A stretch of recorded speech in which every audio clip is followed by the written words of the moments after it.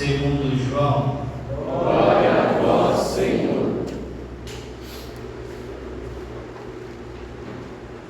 Naquele tempo, Jesus chegou a uma cidade da Samaria chamada Sicar, perto do terreno que Jacó tinha dado ao seu filho José. Era aí que ficava o poço de Jacó. Cansado da viagem, Jesus sentou-se junto ao poço. Era por volta do meio-dia. Chegou uma mulher da Samaria para tirar água. Jesus lhe disse: dá-me de beber. Os discípulos tinham ido à cidade para comprar alimentos. A mulher samaritana disse então a Jesus: como é que tu, sendo judeu, pedes de beber a mim, que sou a mulher samaritana? De fato, os judeus não se dão com os samaritanos. Respondeu-lhe Jesus: se tu conhecesses o dom de Deus, e quem é que te pede, dá-me de beber, tu mesma irias a ele, e ele te daria água viva. A mulher disse a Jesus: Senhor, nem sequer tens balde, e o poço é fundo. De onde vais tirar a água viva? Por acaso és maior que nosso pai Jacó, que nos deu o poço e que dele bebeu, como também seus filhos e seus animais? Respondeu Jesus: todo aquele que bebe desta água terá sede de novo. Mas quem beber da água que eu lhe darei, esse nunca mais terá sede. E a água que eu lhe der se tornará nele uma fonte de água que jorra para a vida eterna. A mulher disse a Jesus: Senhor, dá-me dessa água para que eu não tenha mais sede e nem tenha de vir aqui para tirá-la. Disse-lhe Jesus: vai chamar teu marido e volta aqui. A mulher respondeu: eu não tenho marido.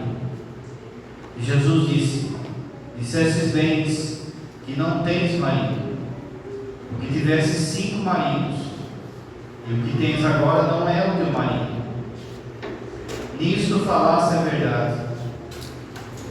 A mulher disse a Jesus: Senhor, vejo que és um profeta. Os nossos pais adoraram nesse monte, mas vós dizeis que em Jerusalém se deve adorar. Disse-lhe Jesus: acredita-me, mulher, está chegando a hora em que nem nesse monte, nem em Jerusalém adorareis o Pai. Vós adorais o que não conheceis, nós adoramos o que conhecemos, pois a salvação vem dos judeus.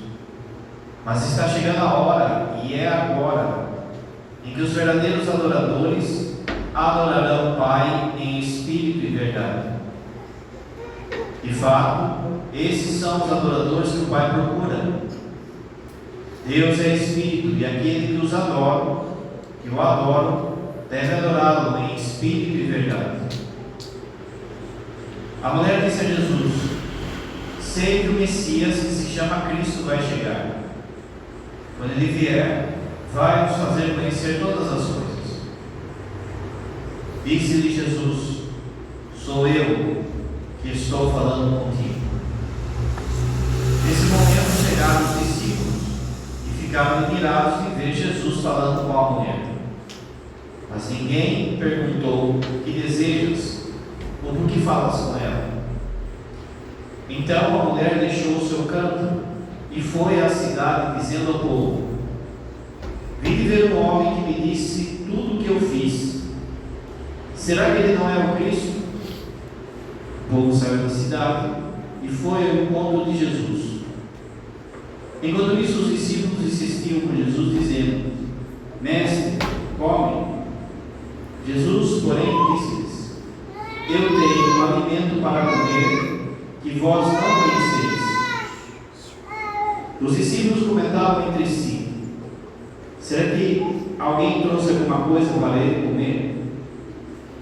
Disse-lhes Jesus: o meu alimento é fazer fazer a vontade daquele que me enviou e realizar a sua obra. Não dizeis vós, ainda 4 meses e aí vem a colheita? Pois eu vos digo, levantai os olhos e vedes os campos, eles estão dourados para a colheita. O ceifeiro já está recebendo o salário, e recolhe fruto para a vida eterna. Assim, aquele que semeia se alegra junto com o que colhe.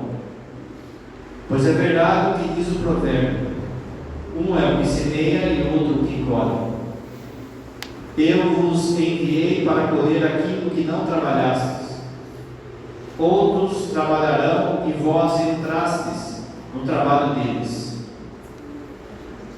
Muitos samaritanos daquela cidade abraçaram a fé em Jesus, por causa da palavra da mulher que testemunhava. Ele me disse tudo o que eu fiz. Por isso os samaritanos vieram ao encontro de Jesus e pediram que permanecessem com eles. Jesus permaneceu aí 2 dias, e muitos outros creram por causa da sua palavra. Então disseram à mulher: já não cremos por causa das tuas palavras, pois nós mesmos ouvimos e sabemos que este é verdadeiramente o Salvador do mundo. Palavra da salvação. Glória a vós, Senhor.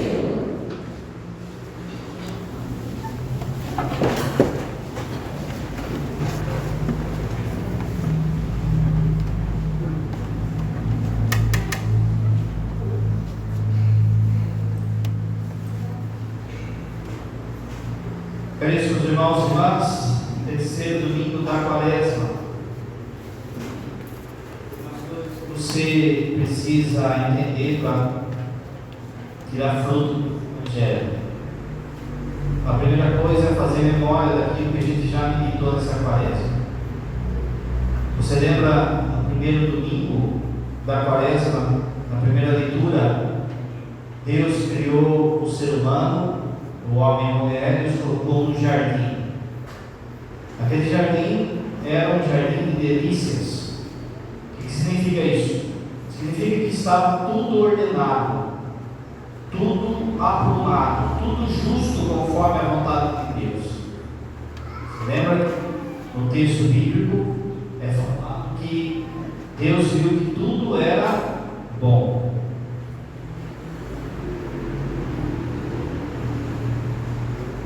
No Evangelho do primeiro domingo da Quaresma, Jesus vai ao deserto e é tentado. Então o que significa isso? Significa que a criação, que era um jardim, que era um lugar justo, o pecado transformou num deserto, num lugar de sofrência, de sofrimento. Se a gente pensar o que é um deserto, e se você ler os textos da Bíblia, você já pode imaginar qual é a coisa mais sagrada que tem no deserto. Qual é a coisa que todo mundo busca no deserto? Água, não é? A água. De forma que a água da Bíblia é um sinal da graça de Deus. A chuva, a água, diferente do mar, essa água, ela é um sinal da graça de Deus, do dom de Deus. Na cosmologia deles, o que é cosmologia? O jeito que eles interpretavam o mundo, o jeito que eles viam o mundo, na biologia, na geografia. É lógico que eles não tinham conhecimento de muita coisa. Então, a cosmologia deles era muito pobre. Mas isso não quer dizer que ali Deus também não falava com uma teologia. Então, assim, quando você pega o relato do Gênesis, de fato eles achavam que a terra era achatada, um tipo de moeda, eles achavam, e que havia uma cúpula nessa moeda que protegia a terra. Deus, lembra? O Espírito pairava sobre as águas. Na cabeça deles havia as águas inferiores, os rios, os mares, aquelas coisas, e as águas superiores. Havia uma água lá em cima dessa comporta. Quando chovia, é como se Deus abrisse a comporta e daí chove. Mas havia então águas superiores. Faltava água, deserto.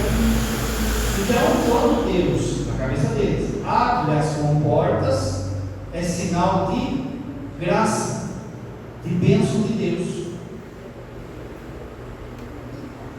No Evangelho, aliás, na primeira leitura, você viu que o povo fica bravo com Deus e bravo com Moisés.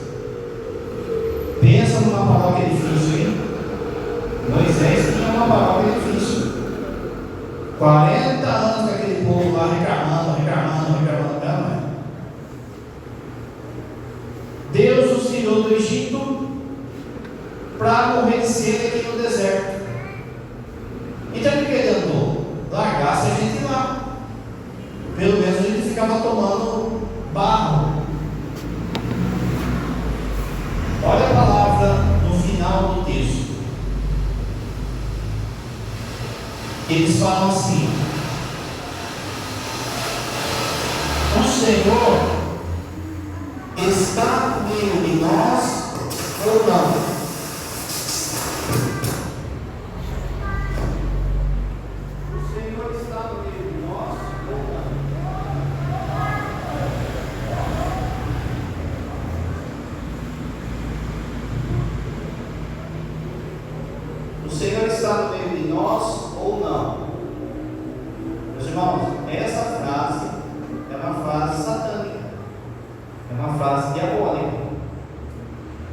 Eles duvidavam que o Senhor estava com eles. Se você olhar o grande pecado do povo de Israel, o grande pecado foi a murmuração, a reclamação. Fica esperto. Esse povo que saiu do Egito, ninguém entrou na terra prometida. Quem entrou? Os filhos do que saíram. Mas eles reclamaram tanto que eles morreram no deserto. Então presta atenção em ficar murmurando, reclamando, questionando. No fundo, quando você murmura, será que Deus está comigo ou não?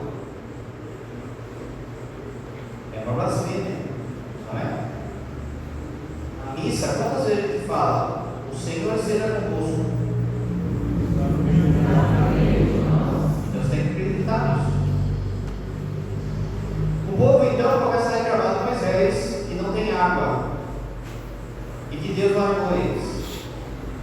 Deus não fez um milagre, ele sabe, vai mandar que Moisés vira a pedra, bata com a vara na pedra, e aí vai sair água da pedra.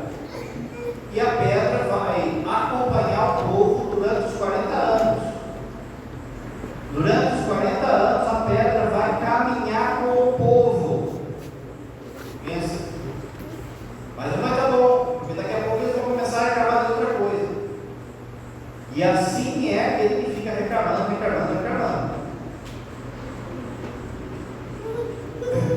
A água, então, é um sinal da graça de Deus.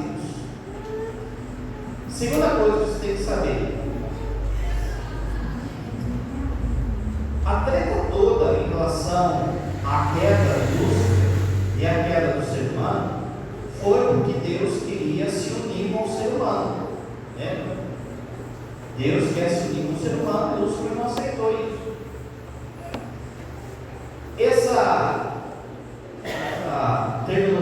Esse termo na teologia, essa união entre Deus e o ser humano na teologia, é chamado de hipóstase. A união do homem com Deus.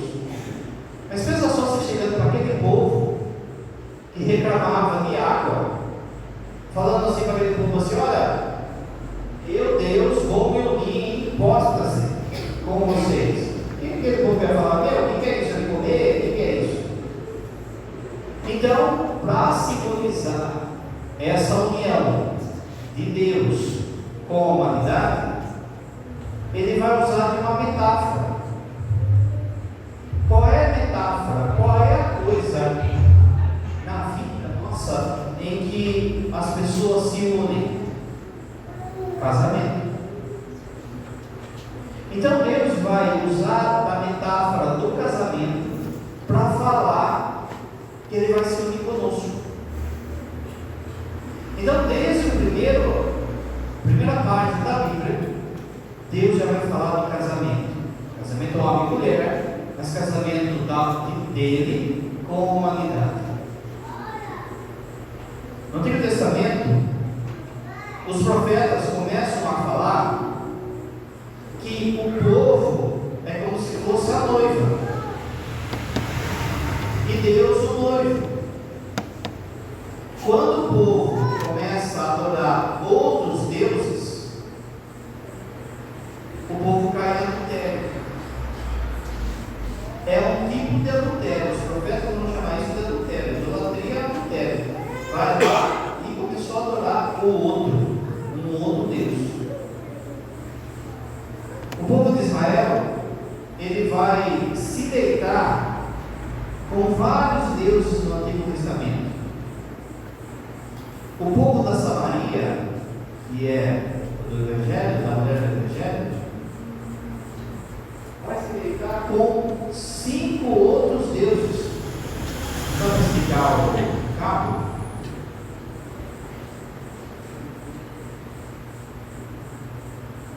A gente precisa arrumar urgente essa questão do microfone. A palavra trava, às vezes por causa do microfone. Esse dá para explicar o cabo aqui. O povo da Samaria, então, ele adora outros 5 deuses. Conforme a turma vinha e falava assim: olha, vamos para aquele Deus lá, que aquele Deus dá dinheiro. Já vai o povo de Samaria para lá. Olha, vamos para esse Deus aqui, que daí sexo, dá amor, dá não sei o que, cura as doenças. Já vai todo mundo para aquele Deus. De forma que o povo então se perdeu por esses falsos deuses. Então lembra? A água, presta atenção no padre, deixa o microfone, tá vendo?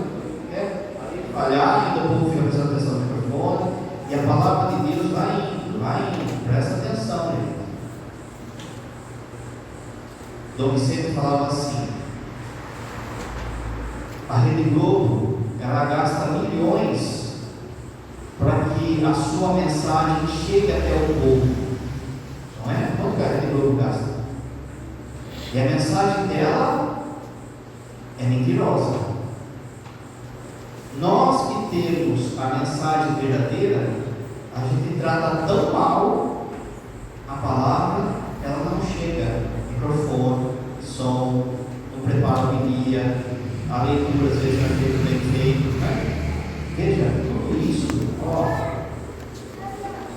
Então voltando, você vai lembrar, o que o Pai explicou até agora? O valor da água e a questão do marido. Os profetas começam a ver então que o povo começa a pular cerca, começa a adorar outros deuses. Os profetas então começam a falar assim: vai chegar uma pessoa que vai ser o cara, o Messias, o marido.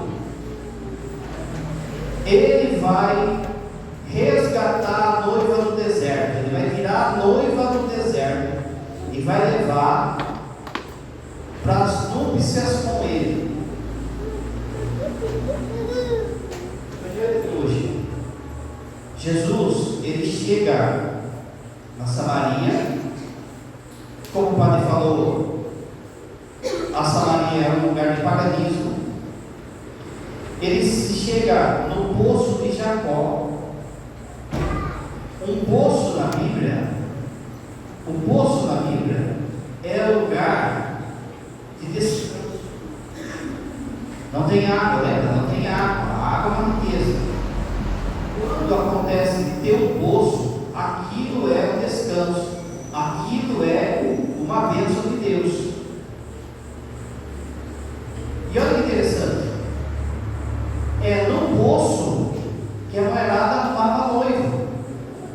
Está vendo você que está encaiado aí, ó? Acha um poço caipira aí, poço artesiano. Por quê? Porque quem que ia pegar água lá no poço? A mulherada queria pegar água lá no poço. Então, os caras sabiam que a mulherada estava lá no poço. Então, os caras chegavam com o cabelo dele, pintado pretinho do casco, cabelo rebaixado, somzão. Ficava ali só, passeando os chineses ali, vendo a mulherada pegar a água do poço.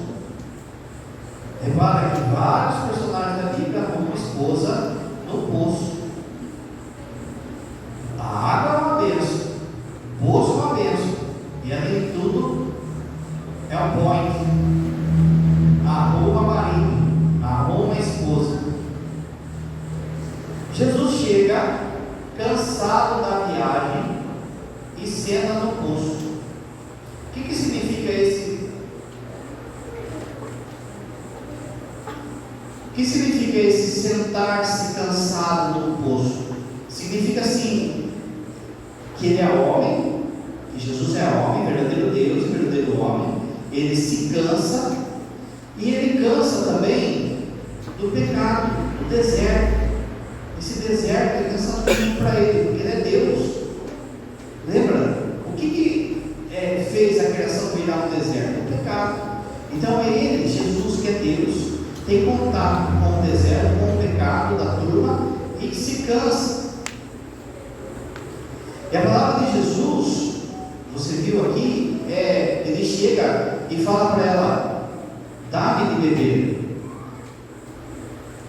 É interessante você notar que esse texto da samaritana, ele vai estar apontando para uma coisa muito maior que vai acontecer. Ele vai estar apontando para o momento do casamento. Como você já entendeu, Jesus é de fato o marido esperado. Jesus é o esposo da humanidade. Qual é o momento em que vai ter o casamento entre Deus e a humanidade? A cruz. É na cruz que Deus, que Cristo desposa a humanidade. Quando o padre for consagrar, o padre vai falar assim: o sangue da nova e eterna aliança. Aliança leva por quê? Casamento. Quando São João vai escrever esse texto, ele começa dizendo assim, cansado da viagem, Jesus sentou-se junto ao poço. Era por volta de meio-dia. Por que João vai colocar a hora, gente? Por que ele quer colocar a hora que Jesus está no poço? Para a turma fazer associação com outra coisa que acontece meio-dia: a cruz dele. Entende daí? Ele chega no samaritano e fala o quê? Dá-me de beber. O que Jesus fala na cruz? Tenho sede. É a mesma coisa. Só que esse tanto se dar de beber, só como esse tenho sede, não é simplesmente sede de água que Jesus está aqui, mas é sede da pessoa. Deus nos ama com sede. Deus tem sede da gente. Pensa, Deus nos ama tanto que Ele tem sede da gente. Começa então um diálogo entre ela e Jesus, por volta do meio-dia. Está falando de cruz. Aí vem uma frase, Jesus desconcerta ela. No meio do texto, é falado assim: vai chamar seu marido. Não tenho marido. E Jesus, está certo, você não tem marido mesmo. Se tivesse 5, e o marido que você tem também não é seu. É lógico que aqui Jesus está falando do adultério dela. É o adultério dela. Mas aqui ela representa o povo de Deus. É o adultério do povo de Deus. Lembra que o padre falou que toda vez que pulava a cerca, que adorava outro Deus, era um adultério? O número 6, tivesse 5 maridos. E o marido que você tem agora também não é seu. Vai dar o número 6. O 6 na Bíblia é sinal da imperfeição, é sinal do pecado, é sinal daquele que quer chegar até Deus, mas não consegue por causa do pecado. Por que o anticristo é 666? Porque é aquele que é 3 vezes imperfeito. Bom, tivesse 5 maridos, e o marido que você tem agora também não é seu. Agora chegou o 7º marido. O 7 na Bíblia, aí é número divino, é número de Deus, é número da perfeição. O 7º marido é ele. Ele é o esposo do povo de Deus. Ele é o esposo da igreja. Ele é o esposo perfeito. Portanto, lembra dos profetas? Vai vir um cara, vai vir um esposo que vai libertar o povo do deserto. Pois é, agora chegou. Ela pergunta assim, ela fala assim para Jesus: eu sei que o Messias vai vir. Jesus fala: sou eu. Eu sou o esposo. Eu sou o 7º esposo.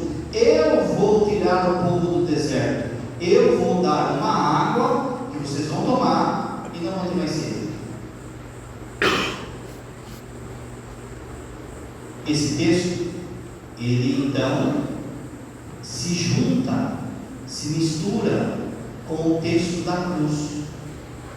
Você lembra que o padre falou? Havia um tipo de redoma. Eles achavam que havia um tipo de redoma. Havia as águas de cima. A chuva era um sinal da bênção. O mundo tinha feito perfeito, mas ficou um deserto. Quando ficou um deserto, é sinal do pecado. Vai ter que furar a redoma. Vai ter que abrir a redoma para a água, para a graça, para o dom de Deus entrar no meio do deserto de novo. Quando vai acontecer isso? Há um símbolo disso na primeira leitura. Moisés vai lá, pega a vara, bate na pedra, e no meio da pedra saiu água. Essa pedra, vai dizer São Paulo, na carta, eu acho que é dos Romanos, vai dizer São Paulo assim: essa pedra era Cristo. Ele vai dizer de modo explícito. Era o símbolo de Cristo. Tudo bem? Lembra que o paralelo é a pedra, samaritana e cruz. O soldado vai e rasga o peito de Jesus e saiu o quê? Sangue e água. Pensa que a redoma fosse aqui, ó. E aqui deserto. Deserto. Essa lança simboliza o amor de Deus por nós. Eu tenho sede de vocês. Essa lança, esse amor de Deus por nós, fura o peito de Jesus. Aqui em cima tem as águas superiores. Quando fura essa redoma, a água que estava tão forte, é tão forte, tão grande, que ela cai em abundância. Ela não fica pingando, ela cai e inunda aqui.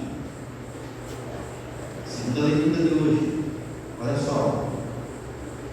A esperança não decepciona, porque o amor de Deus, olha a palavra, o amor de Deus foi derramado nos nossos corações. Significa então, gente, que Jesus vem trazer a graça desse deserto para nós, vem trazer a salvação para nós. No final do texto, os samaritanos falam assim: este é verdadeiramente o Salvador do mundo. Ele inundou o deserto. Lá no livro de Ezequiel fala que à beira do altar, bem no pé do altar, é rasgado uma fonte, uma pequena fonte, que começa a botar água, daqui a pouco vira um riozão. E aquele rio vai transformando tudo, vai fazendo tudo novo. O que é essa água? É a água que saiu do coração de Jesus. É a graça de Deus. É o amor de Deus por nós. Um outro rio para explicar. Essa graça tem muito a ver com o batismo. O coração de Jesus, da divina misericórdia, lembra? Sai dois raios, um branco e um vermelho, sangue e água. Mas o que eles são no fundo? Batismo e Eucaristia. Jesus, ele casa com a humanidade na hora da sua cruz, na hora que rasga o peito dele. E aí ele nos compra, esse rio, ele nos inunda e puxa para ele. E ali a gente começa então a fazer com Deus. Lembra que o Mário falou? Que o poço é onde eles arrumavam esposa ou marido. Agora há um poço em que você arruma, ajeita o marido, o esposo da sua vida, que é Jesus Cristo. Ele dá a sua vida por nós em resgate. Na carta aos Efésios, capítulo 5, Paulo vai explicar o que Deus acha do que é família a partir disso. Principalmente quando ele fala para os homens. Ele fala assim: maridos, amai as vossas esposas, como Cristo amou a igreja e se entregou por ela. Como é que Cristo amou a igreja? Morrendo na cruz, tendo o coração aberto, dando a graça de Deus que estava dentro do coração dele para nós. Um homem de verdade, segundo a Bíblia, é aquele que é capaz de morrer por aquilo que ele ama, por morrer pela sua família e pelos seus filhos. Não é à toa que o inimigo quer transformar os homens em homens fracos, em meros sexuais, em homens que estão mais pensando em si do que na sua igreja, que é a família. Maridos, amai as vossas esposas como Cristo amou a igreja. E aí que vem a submissão da mulher, que não é a submissão de ser escravo, mas é justamente se ela percebe que ele é capaz de dar a vida por ela e pelos seus filhos, ela sabe que a sua vida está na mão de um homem de Deus. São João Bosco vai dizer que é uma submissão no amor. Se uma mulher tem que ser submissa a marido louco. Jesus então, ele abre o seu peito, e do seu peito então joga essa água. De novo, o que no fundo é um poço? O poço é uma ferida na terra, é algo que é aberto na terra, e daí sai água que alimenta ali aquela região. Da mesma forma, o coração de Jesus é essa ferida que alimenta. Ele chega no samaritano e fala assim: a água que eu vou te dar vai fazer com que você, ao mesmo tempo que não tenha mais sede, você fique inquieta. Ou seja, como se ele falasse assim, o Senhor da Cruz vai falar assim, é como se ele falasse assim: quanto mais eu beber de Deus, mais eu fico saciado, mais tranquilo que pareça, mais sede eu tenho dele. Eu fico saciado, mas ao mesmo tempo eu quero mais. Quando Deus nos chama então à vida da graça, essa água é a graça. Você tem graça. Você está rezando, quando você está rezando, quando você está comungando, quando você está fazendo bem, Cristo está falando assim: ó, bebe daqui, ó. Bebe daqui. E você vai bebendo dessa água, e a princípio deve ter mais sede, e vai buscar mais, e vai querer mais, e assim vai indo. Isso já dá para você fazer um exame de consciência. Porque se você não está querendo nada da vida espiritual, vem na missa para ficar dando risada, para ficar brincando, conversando, você está sem sede de Deus, vai morrer no deserto. É necessário que você, de novo, beba da graça e busque mais a graça. Busque cada vez mais ser melhor, confessar, comungar, ter vida de oração. Isso aí vai invadir o seu peito de tal forma que você vai ter uma verdadeira alegria. Uma alegria que comunica, que contagia. São Tomás de Aquino vai falar assim: o amor se comunica. Quando alguém faz a experiência do amor, ela quer falar para as pessoas. Quando alguém vai casar, ela manda os convitinhos lá para o pessoal, ele quer falar que ele vai casar. Quando alguém tem um filho, ele fala, ou ela fala para todo mundo: nasceu, está tudo bem. Você quer falar. Quando você recupera a saúde, você quer falar. Quando você faz a experiência do amor, você quer falar. Agora imagine quando você faz a experiência de Deus, que é o amor. Você não se contém. Você bebe e quer falar. Não foi isso que a samaritana fez?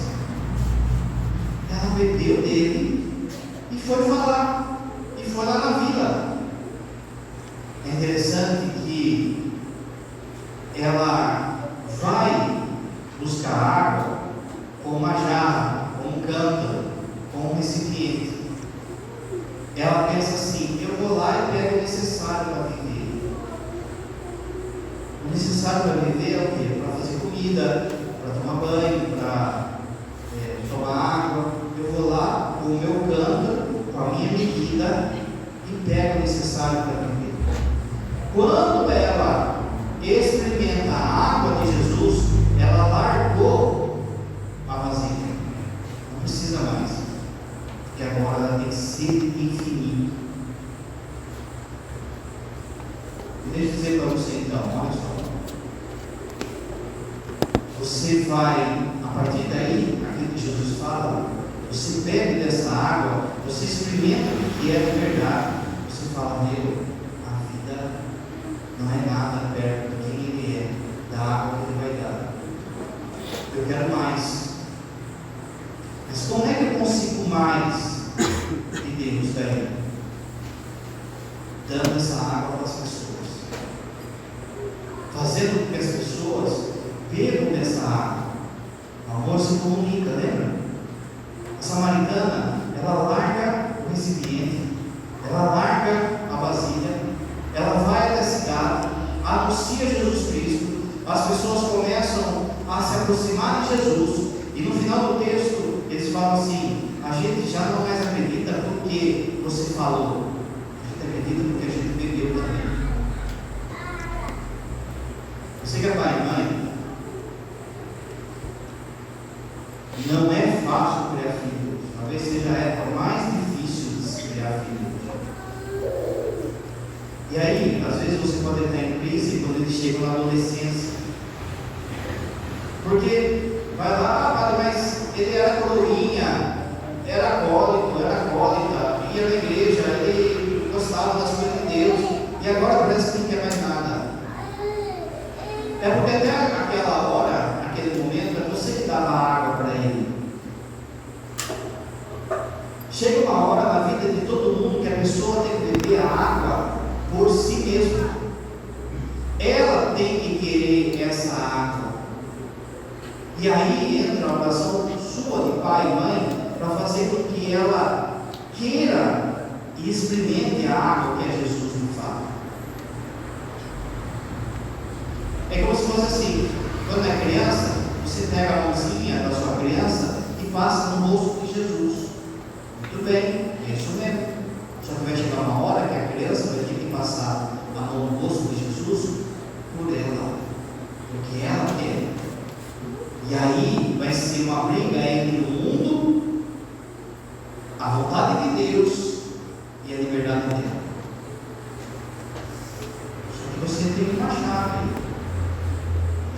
derramado do seu lado a água. Você já tomou dessa água. Então ele precisa ver, ou ela precisa ver, que a sua vida é diferente do que você tem aí. Que não importa se você estiver doente, estiver com saúde, empregado, desempregado, você tem Ele. Você tem Ele.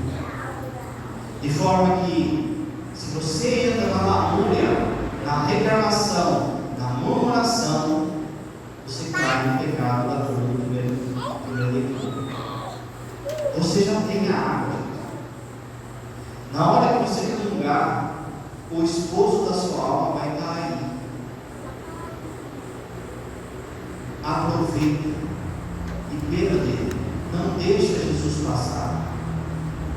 Preste atenção no que o Padre falava. Como que por que o Padre falou, você falou no microfone, que na missa não vai, chegou na hora da palavra e da homilia, começa a vaiar.